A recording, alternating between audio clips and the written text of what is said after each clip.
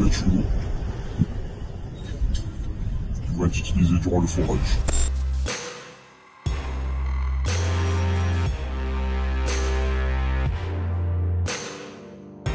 Non, au forage, offshore, au large de la Guyane. On est sur de l'industrie extrêmement dangereuse. Le forage, il n'y aura pas de poissons. La mer va se polluer. Nous sommes engagés à limiter le réchauffement climatique bien en dessous de 2 degrés. Pour ça, il faut laisser 80% des énergies fossiles dans le sol.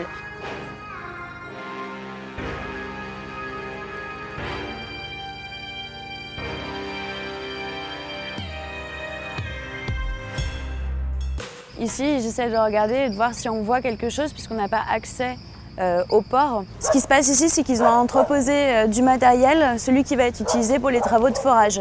Et donc il y a d'autres bateaux qui vont venir chercher du matériel ici pour l'emporter sur le site de forage de Total, là où le bateau mère est stationné. Voilà, donc ça c'est le Ensco DS9 qui est arrivé donc au large de la Guyane le 9 décembre et qui va commencer très rapidement du coup les opérations de forage sur le site. C'est un énorme bateau de 230 mètres de long et 37 mètres de large.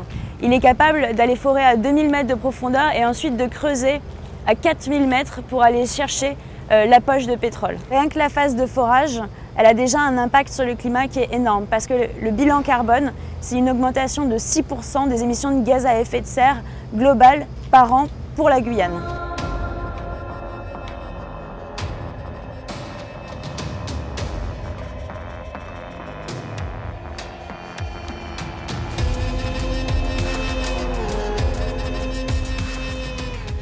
Nous sommes dans une zone de fort courant marin en ultra profond. C'est des conditions similaires à la catastrophe de Deepwater Horizon. En cas de marée noire, Total indique qu'il faudrait entre 10 à 20 jours pour intervenir.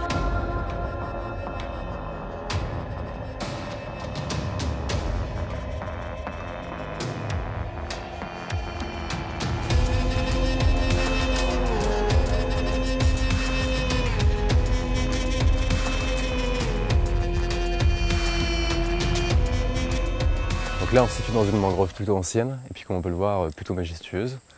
Des mangroves comme celle-ci, il y en a partout en Guyane. Elles recouvrent une grande majorité du littoral.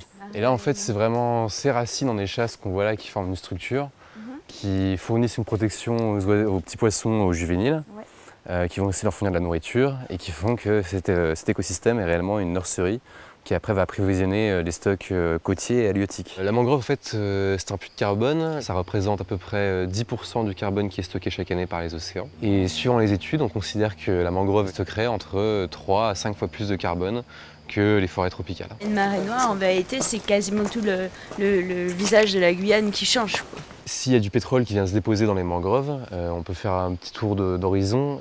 Comment est-ce qu'on pourrait arriver à nettoyer un écosystème comme ça ? Comment est-ce qu'on pourrait arriver à ramasser le pétrole ?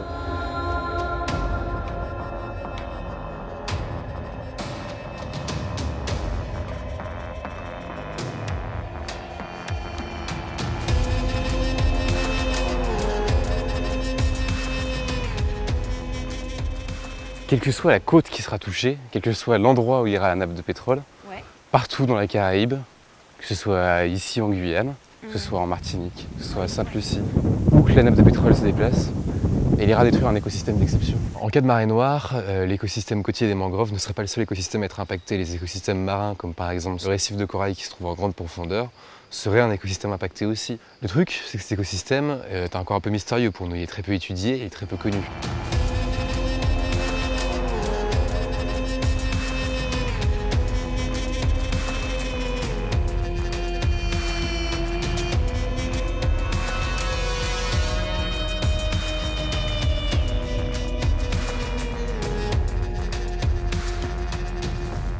Sur le site concerné par les forages de Total, il y a une biodiversité exceptionnelle. On recense 169 espèces de poissons, dont 12 sont des espèces menacées et 4 sont même des espèces en danger critique d'extinction. Pour forer, on utilise des substances chimiques injectées sous terre. Une partie des déchets remonte ensuite par le tuyau dans le bateau et est rejetée en mer. Ça, c'est les tracts plaquettes d'information.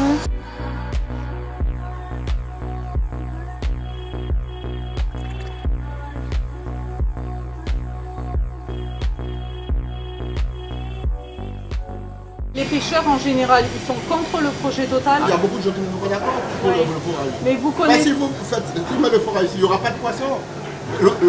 La mer va se polluer. Merci De beaucoup. rien, de Je rien. vais te passer l'information. Ok, d'accord, d'accord. Bon bah concrètement, ce qu'on voit, c'est que les pêcheurs et leurs vendeurs, ils sont tous inquiets des conséquences du forage. Il y en a certains, ils ne savaient pas que le bateau arrivait, d'autres en ont entendu parler. Il y a eu une enquête publique au mois d'août, mais le problème c'est que pendant les vacances scolaires, un dossier qui fait plusieurs centaines de pages déposé en ligne avec aucune réunion publique pour vraiment informer les gens et faire de la pédagogie, répondre aux questions, ça n'a pas eu l'effet suffisant pour correctement informer les Guyanais.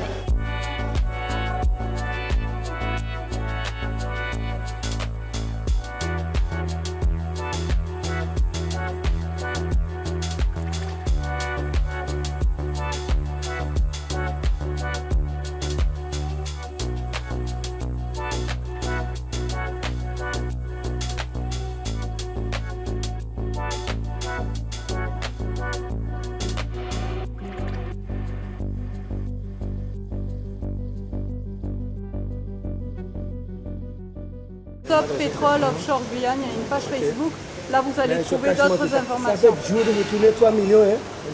Non, et Non, mais voilà, non, mais c'est ça. Vous avez 3 millions, donc du coup, quelque part, vous vous êtes acheté, non? Est-ce que vous n'avez pas 4 millions pour offrir votre... J'ai dit oui, vous. Hein. La Guyane est un pays en voie de développement. À l'heure actuelle, je ne suis pas moi de ceux qui disent systématiquement, quand il y a un projet, ils disent il faut ou il ne faut pas. Si effectivement on met en place toutes les précautions, les garanties nécessaires, pourquoi pas?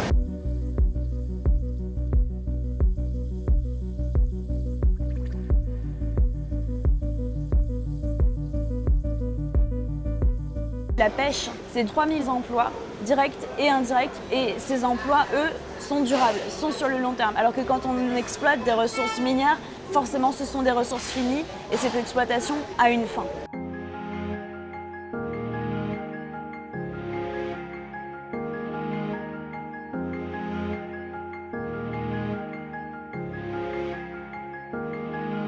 L'objectif de ce soir, c'est pour moi d'échanger avec vous sur quel est le projet, pour que tout le monde ait les informations.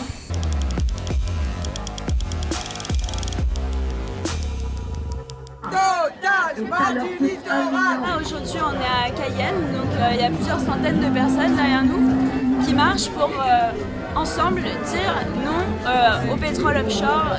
Non aux méga-industries qui viennent se faire de l'argent sur le dos des Guyanais.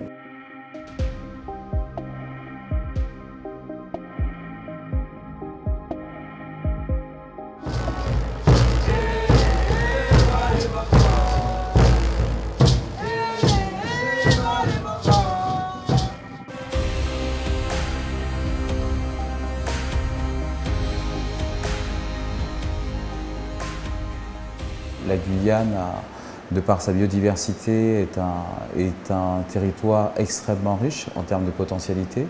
Et je pense que c'est sur cette base-là, en tout cas, que l'on devrait réfléchir le développement de ce territoire. Les populations autochtones, de manière générale, ont ce message particulier pour l'ensemble de la planète en disant que nous avons su préserver, il faudra continuer à préserver, donnons-nous les moyens de préserver, parce qu'il en va de la survie non seulement de cette planète, mais aussi des richesses humaines que l'on a sur cette planète en question.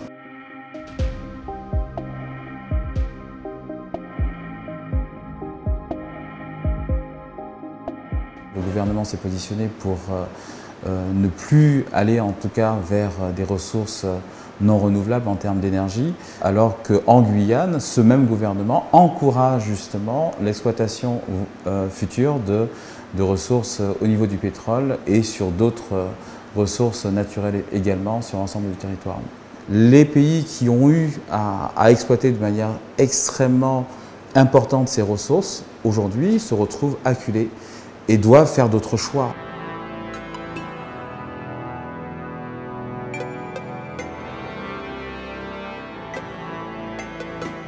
Notre objectif est d'obtenir l'annulation des autorisations de forage. Le recours juridique, il s'appuie sur 3 piliers.